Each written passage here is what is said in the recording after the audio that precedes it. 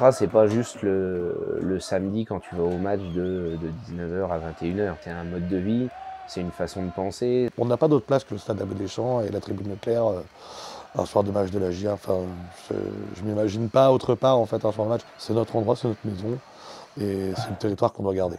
Ultra, ça vient de outre, c'est-à-dire passer outre en fait. Hein. Donc c'est vivre sa passion un peu plus à fond que d'autres. Donc c'est un peu plus que du foot au final. C'est vraiment, enfin là c'est la passion.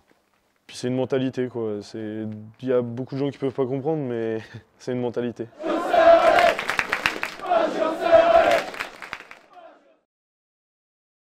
Un élémentaire, c'est ça.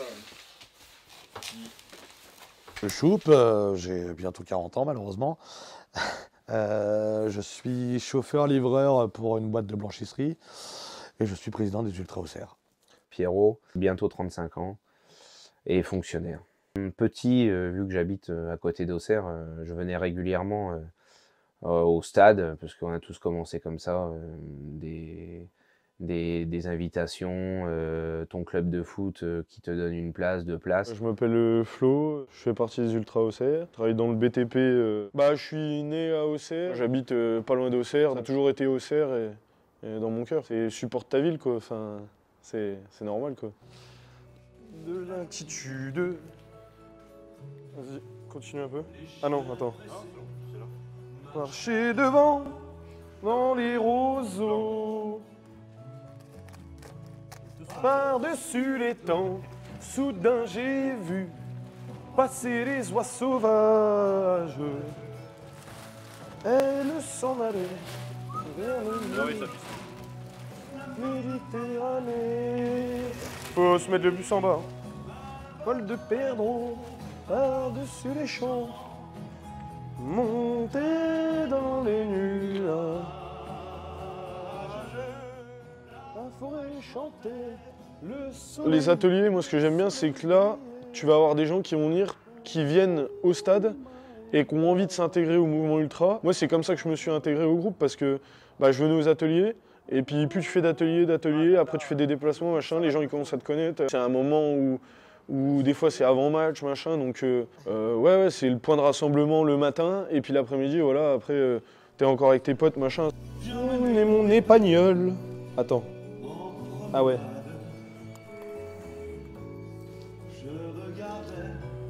Le bleu du ciel et j'étais bien.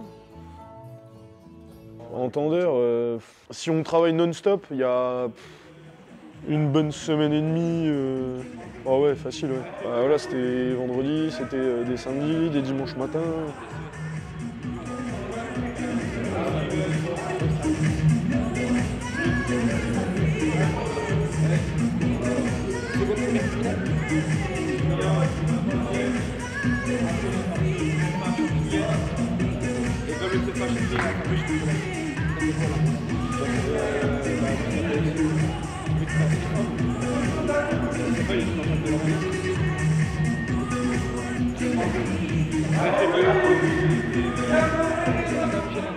Un groupe ultra, quel qu'il soit, je pense, est un vecteur social dans une ville, surtout à taille humaine comme Auxerre.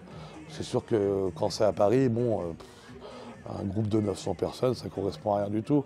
Quand 800 personnes à Auxerre se rassemblent chaque week-end au même endroit, ça commence à causer cette espèce de côté intégration aussi, hein, parce qu'il y a toujours un effet de groupe en plus qui existe. Et puis ça permet d'avoir peut-être de voir de nouvelles têtes, de faire connaissance, d'avoir un combat, même si souvent c'est un petit peu compliqué d'entrer dans un groupe ultra.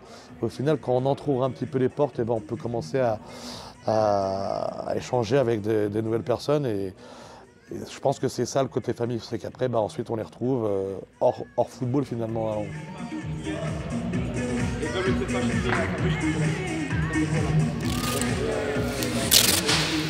Je fais ça tous les jours, ce coach.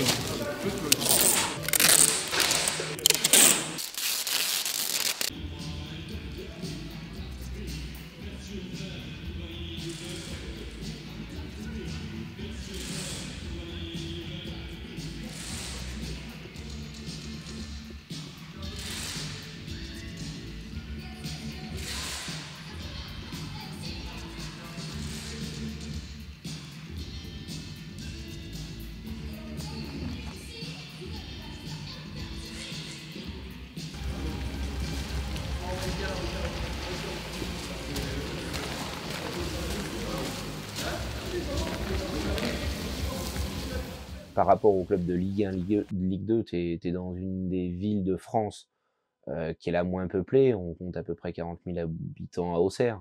À côté d'Auxerre, t'as rien. On a Paris à 2 heures, Dijon à 2 heures de route, 1h30 de route, plus au sud. Donc forcément, oui, tu te retrouves un peu dans un trou, mais dans un charmant trou. Tu côtoies des mecs qui sont médecins, tu côtoies des mecs qui sont éboueurs, tu côtoies des fonctionnaires, des mecs qui sont au chômage. Si tu veux, l'univers de la Leclerc-Bas, mais comme l'univers de toutes les tribunes populaires, c'est un mélange de tout l'échantillonnage de la population. Apolitique, on essaie de l'être le plus possible. Après, on est le reflet de la société dans Lyon. Il ne faut pas se leurrer. Donc forcément, on a plutôt un public, on va dire, plutôt conservateur. Après, nous, aux Ultras Auxerre, on ne veut pas de signes politiques en tribune. Quoi qu'il arrive, la politique, vous la laissez de côté quand vous passez les barrières du stade et vous la reprenez en sortant, faites ce que vous voulez.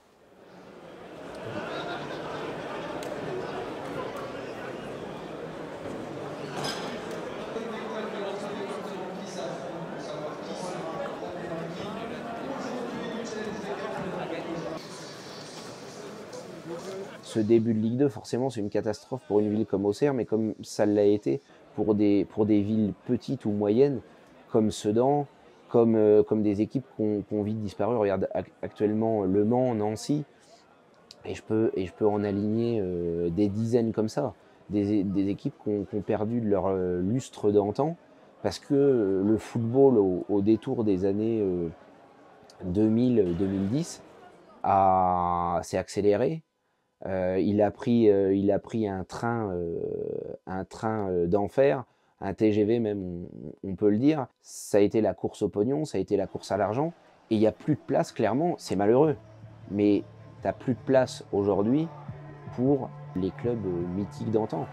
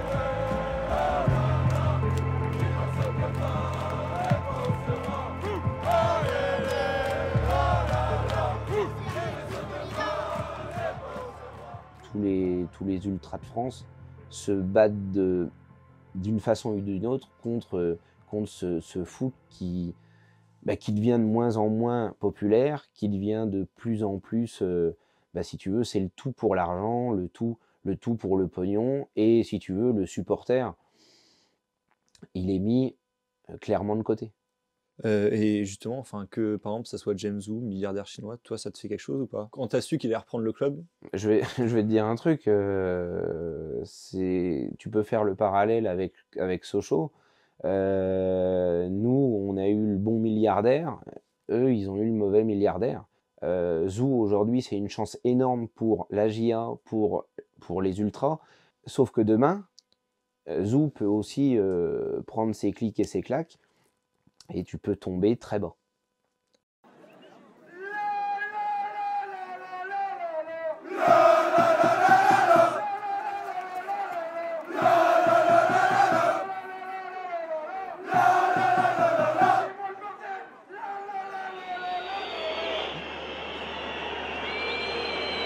Geoffroy Guichard retient son souffle.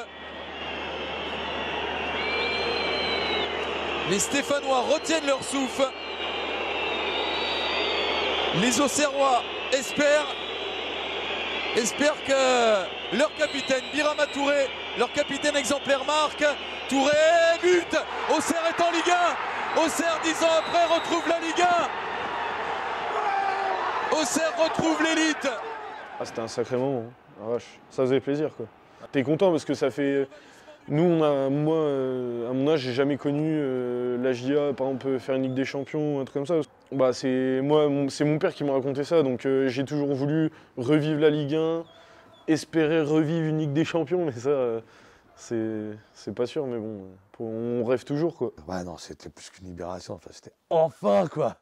On retrouve notre place, même si on l'a reperdu juste après.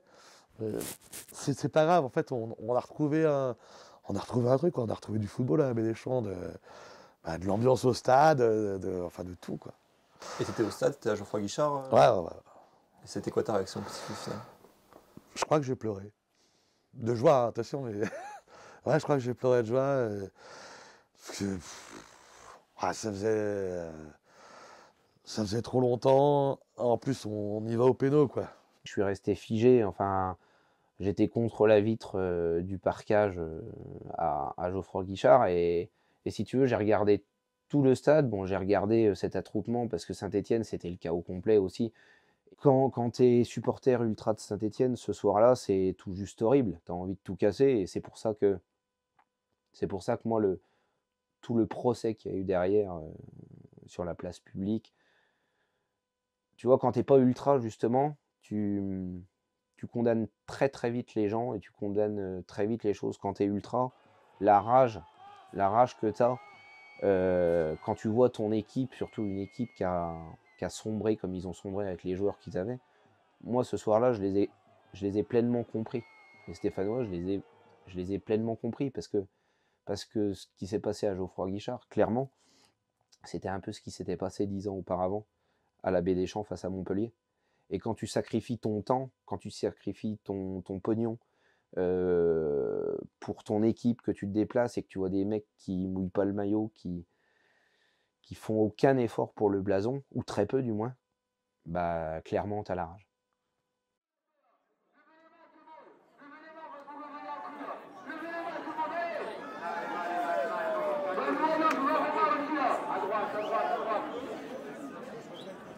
Allez les gars, levez-vous un coup là. Nous sommes les Auxerrois.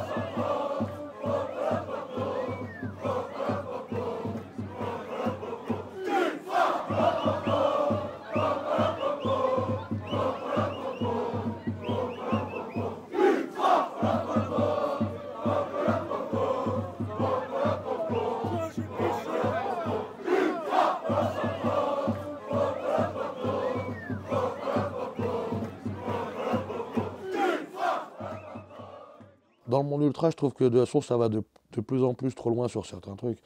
Sur les bagarres, par exemple, hors stade, entre groupes ennemis. Moi, je suis encore de l'époque où les bagarres, on les faisait à main nue, quoi. Aujourd'hui, je vois pas une bagarre sur une canette, une matraque, un club de golf, une batte de baseball, n'importe quel câble électrique, voire des couteaux, quoi. Enfin, ouais, mais les Italiens font ça. Bah, ouais, mais enfin, ils font aussi des panzani, on va pas tout faire comme eux, quoi. Enfin, je sais pas, sur ça, je pense que malheureusement, le monde ultra va à sa perte dans certaines dérives et de comment il voit les choses. Mais bon, l'avenir nous le dira. Mais je pense que le mouvement aujourd'hui en France, s'il ne suit pas un autre modèle, s'il suit le mauvais modèle, il va disparaître. Je pense qu'il y a un vrai bon modèle qui existe, qui ressemble vachement au modèle allemand, et qu'il ne faudrait pas copier parce qu'on a nos différences, mais dont il faudrait s'inspirer un peu plus.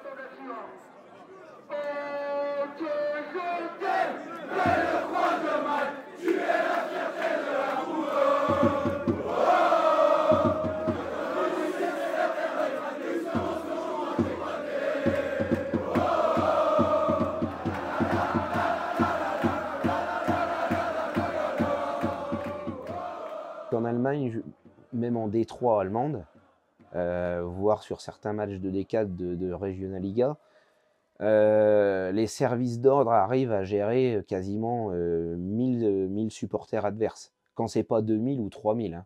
Comment nous, en France, en 2023, comment tu peux avoir autant d'arrêtés pour encadrer 200, 300, 400, voire 500 supporters adverses?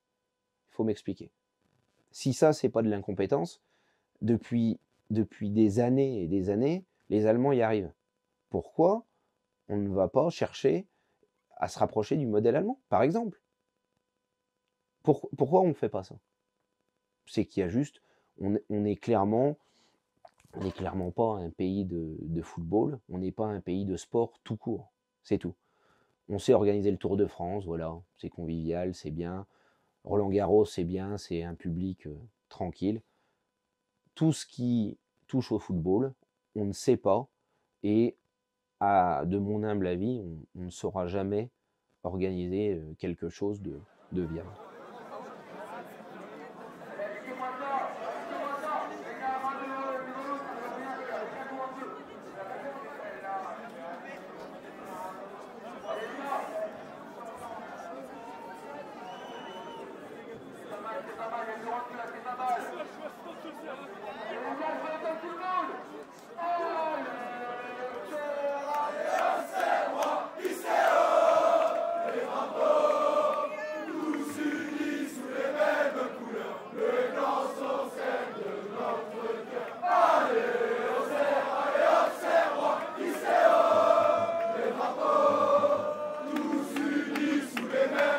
Les décisions qui sont prises, c'est prise dans des bureaux par des mecs qu'on ne sait même pas s'ils s'y connaissent.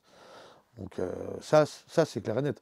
Moi, ça ne me dérange pas qu'on soit encadré, mais de façon intelligente, par des gens qui s'y connaissent, qui connaissent peut-être le truc, qui peuvent, à ce moment-là, avec qui on peut discuter aussi. Il faudrait, à ce moment-là, dans les pouvoirs publics, des personnes qui encadrent la sécurité autour du football, de l'organisation des matchs, qui étaient peut-être sur le terrain pour encadrer des matchs avec la police, avec les forces de l'ordre. Ouais, c'est des gens comme ça qu'il faut.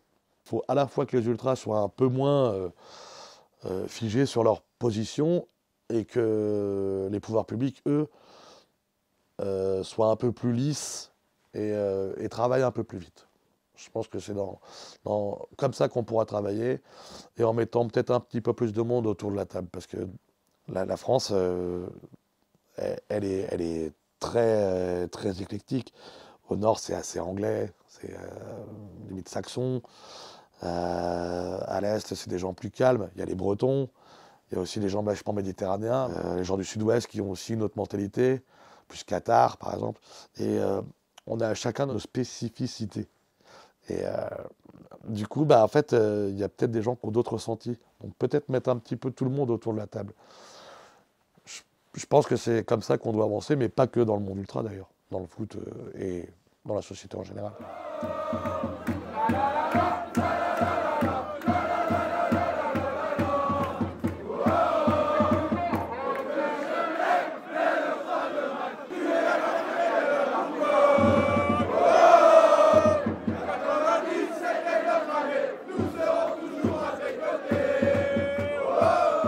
La société, voilà, il y a deux poids deux mesures. Hein. On sait très bien qu'un ultra va pas être pénalisé de la même manière qu'un homme politique qui a été pris la main dans le pot de confiture et qui prendra rien, alors qu'un ultra qui a craqué 2 fois un fumigène va prendre du sursis, quoi. Pourquoi ? Parce que l'image qu'on renvoie, parce que les images qu'on a vues avant la télévision, c'est que ça doit être un beubeu, un peu débile, aviné, qui va au stade se défouler, alors qu'en fait c'est, comme on l'a dit depuis le début, hein, c'est le reflet de la société aujourd'hui.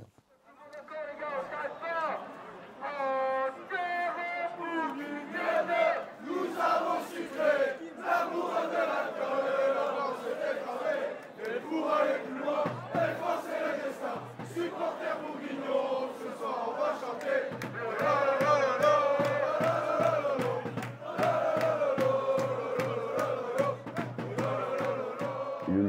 France, dans la mémoire, dans celui qui connaît que peu le football, et celui, j'ai envie de dire, qui regarde Téléfoot le dimanche matin et qui regarde beIN Sport dans son canapé, soit l'ultra, c'est le gros con mis en première page du journal parce qu'il y a eu un incident, alors que sur 37 matchs de championnat, tout se passe bien, mais le 38e, bah, si tu veux, il y avoir un incident, soit avec la police, soit avec des supporters adverses, donc tu es montré du doigt directement. Soit, si tu veux, bah, tu jouis d'une image plutôt correcte, mais il y a toujours ce dilemme en fait entre bon et mauvais. Parce que malheureusement, ce qui est télévisuel, c'est quand il y a des incidents. Donc forcément, dans ces cas-là, on donne le bâton après. Les médias, malheureusement, ne parlent pas de toutes les actions qu'on peut avoir quand... je vais vous parler, je sais pas, des supporters Guingampais qui tous les ans organisent un tournoi et reversent tous les fonds pour la lutte contre la mucoviscidose. Nous, quand on fait des actions pour Maxime Plus, une association qui vient en aide aux enfants, enfin, ça, les médias n'en parleront jamais, ou très très peu. Ça passera dans un canard local, en petite brève, quoi. Donc, la place n'est pas bonne, mais au final, c'est comme tout. C'est comme tout, on parlera de ce qui fait sensation, pas de ce qui va bien.